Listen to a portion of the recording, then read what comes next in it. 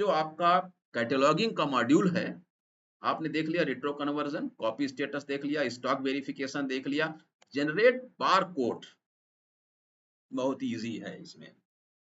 इस मतलब इस सॉफ्टवेयर में इतनी क्या कहेंगे, जितनी आप विशेषता देख लीजिए, print barcode labels, search records by various parameters, जैसा चाहे वैसा random accession number, all accession number, या range of accession number from to, इतना से इतना, या section wise, location wise, class number wise. आपने ये सोचा कि आज हम केवल इस क्लास नंबर वाली बुक्स का वो करेंगे, बारकोड जनरेट करेंगे, वो कर लीजिए आप।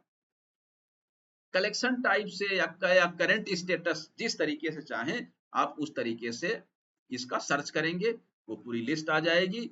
और उसके आधार पर फिर यहाँ लिखा है, देखिए, select type of printer, barcode printer, laser printer, spine labels, किस टाइप का की चीज आपको प्रिंट करना है, जनरेट लेबल्स, जनरेट हो जाएगा, प्रिंटर से निकल जाएगा। फिर ये सेलेक्ट प्रिंट फॉर्मेट, आपको पीडीएफ में चाहिए, डॉक में चाहिए, या एचटीएमएल में चाहिए, एक्सेल फॉर्मेट में चाहिए, उस फॉर्मेट में आपका प्रिंट हो जाएगा।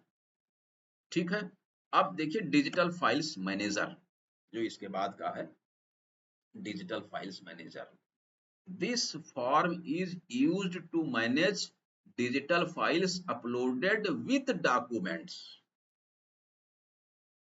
e-files uploaded with books, e-files uploaded with journals, e-files uploaded with micro documents, e-files uploaded with news items, e-files uploaded with loose issues, e-files uploaded with internet resources। मतलब आप कितनी चीजें आप कर सकते हैं, है ना।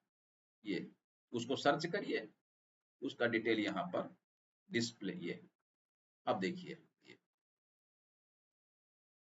ये यहाँ दिखेगा वो चीज, फाइल व्यूअर, मतलब जैसे वो नहीं, फोटो वगैरह, मान लीजिए जैसे आपकी क्या कहेंगे उसको, न्यूज़पेपर क्लिपिंग सर्विस वगैरह, इस टाइप से उसमें आप कर सकते हैं।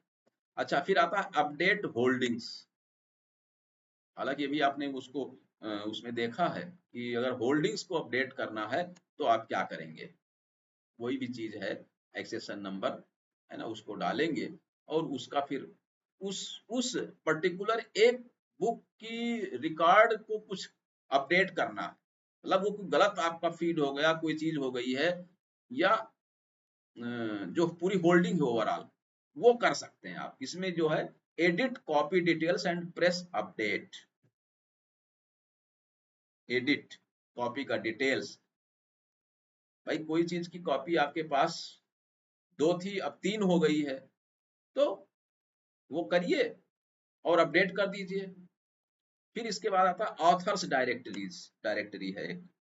अब इतना अंदर जाने की जरूरत ही नहीं, हम लोग वैसे है सामान्यतया, लेकिन इसमें देख लीजिए कि कितनी कितनी चीजें दी गई हैं। सेलेक्ट ऑथर नेम, चेंज और एडिट ऑथर नेम फ्रॉम, यहाँ से यहाँ तक का आपको करना है, और अपडेट कर दीजिए और अपडेट हो जाएगा, सब चेंज हो जाएगा। जहां जहां जो उसमें आपको कमियां दिखी, उसको आप सही कर सकते हैं। अब देखिए, राइट ऑफ करना है तो एंट्री डिलीट करने से हो जाएगा। हाँ हो जाएगा, वो तो हो ही जाएगा, डिलीट करने में तो वो सब खत्म ही हो जाता है। ये देखिए, इंटरनेट रिसोर्सेज, अब इसके कुछ इंस्ट्रक्शंस हैं, उसको पढ़ना होता है। क्लिक टू व्यू है ना, ये सब है। देखिए रिसोर्स की हेडिंग क्या है, उसकी सब हेडिंग, पब्लिशर क्या है, उसका यूआरएल डाल दीजिए, कुछ डिस्क्रिप्शन है उसको कर दीजिए, मेन सब्जेक्ट उसका क्या है ये आप इसमें कर सकते हैं, है ना। और फिर इसके बाद कुछ कीवर्ड्स हैं, अगर एकेडमिक लेवल भी आप डाल सकते हैं, उसकी कैटेगरी जैसे क्या है, फ्री है, पेड है, सब्सक्राइब्ड है, इंटरनेट रिसोर्स है, ओपन एक्सेस रिसोर्स है, ओपन एक्सेस जर्नल है, ई बुक्स है, देखिए सब चीज लिखा हुआ है ना, या यूजफुल लिंक्स, ये कैटेगरी उसमें डाल दीजिए आप। अपलोड रिसोर्स का लोगो कोई या इमेज है उसको डाल दीजिए। अपलोड डिजिटल फाइल या ई बुक्स, वो आप यहाँ अपलोड कर दीजिए। और कौन सा फॉर्मेट सपोर्ट करेगा, इसमें सब है, MP4 MP3। हम कह रहे हैं कि आपके कॉलेज के कुछ प्रोफेसर्स, कुछ असिस्टेंट प्रोफेसर्स के वीडियो लेक्चर उन्होंने अपना बनाया है, आप अपलोड कर दीजिए। और ये सारी चीजें आप उसमें कर दीजिए। एकेडमिक लेवल किस लेवल का है, बीए पार्ट 1 का कोई लेक्चर है, एमएससी बॉटनी उसका कोई लेक्चर है, ये सब चीज इसमें कर दीजिए। अब आप बताइए क्या क्या आपको चाहिए।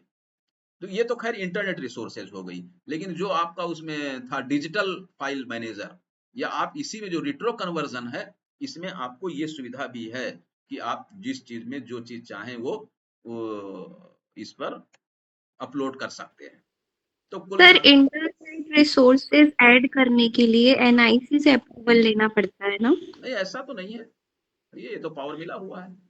सर, क्योंकि मैंने कई बार ऐड करने की कोशिश की, हमारे यहाँ नहीं हो केमिस्ट्री रहा वाली था। मैम, नहीं हो रहा था सर। हमारे यहाँ रिसर्च पेपर मैम ने हमें खुद ही अपॉर्चुनिटी दी है कि हम हाँ, उनके रिसर्च पेपर इसमें अपलोड कर अपलोड दें। कर दें। नहीं हाँ तो वो सर, क्या तो आप ये ऑनलाइन है क्या?